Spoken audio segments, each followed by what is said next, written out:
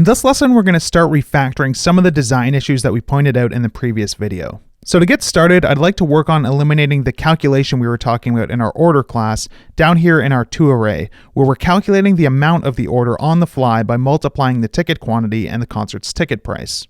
We had talked about how we think it would be preferable to just store this amount directly on the order so that we have a persistent reference to the amount that the customer actually paid in case for whatever reason the ticket price changes or something else happens that would change the price of a future order that was very similar to this one.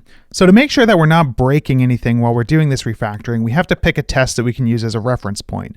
I think I want to use this converting to an array test because it's a really simple test that just proves that when we create an order, we can in fact find out what the amount of that order was after the fact. So I think as long as this test continues to pass while we're doing the refactoring, we'll know that everything is still working. So to get started, let's first run this test and make sure that we're starting from a green state.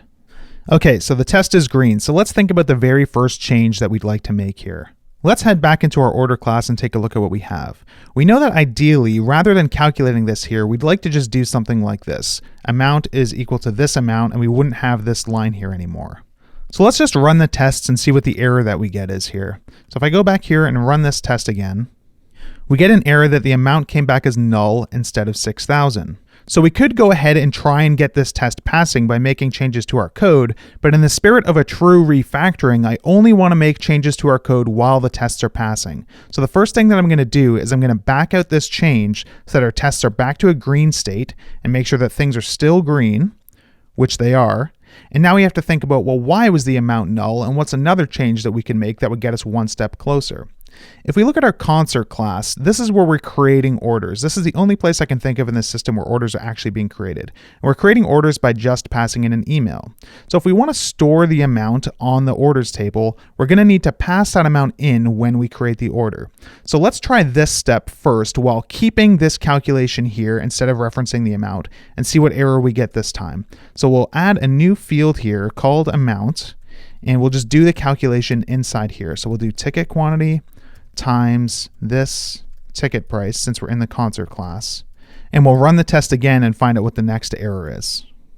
Okay, so now we're getting an error that there is no amount column. So again, we could go and add this amount column directly, but I don't want to make changes to the code while the tests are failing. So first, let's head back to our concert and back out this change and head back to our order test and run it again to make sure things are still green.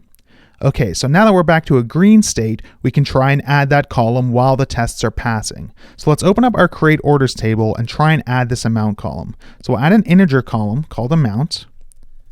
And now we'll try and run the tests again and see what failure we get this time.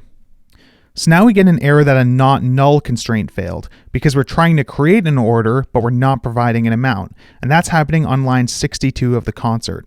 So if we head to the concert, you can see here, this is where we were trying to create the order with just the email address. Now, we could go ahead and just uncomment this amount and that would get the tests passing. But again, we don't want to change the code while the tests are failing. Otherwise, it's not a true refactoring. So let's go back to the migration and comment out this column and run the test again to make sure that things are still passing.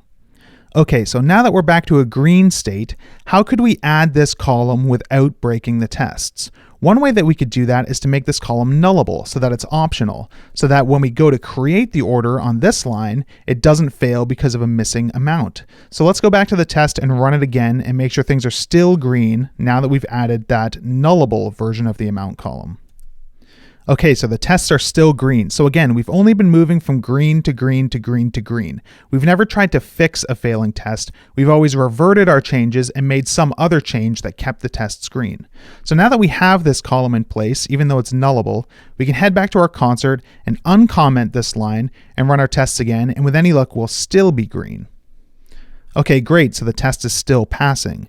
And now that we're providing that amount, we actually don't need this column to be nullable anymore. So we can delete this nullable call here to make the amount field required and head back to our test and run it again.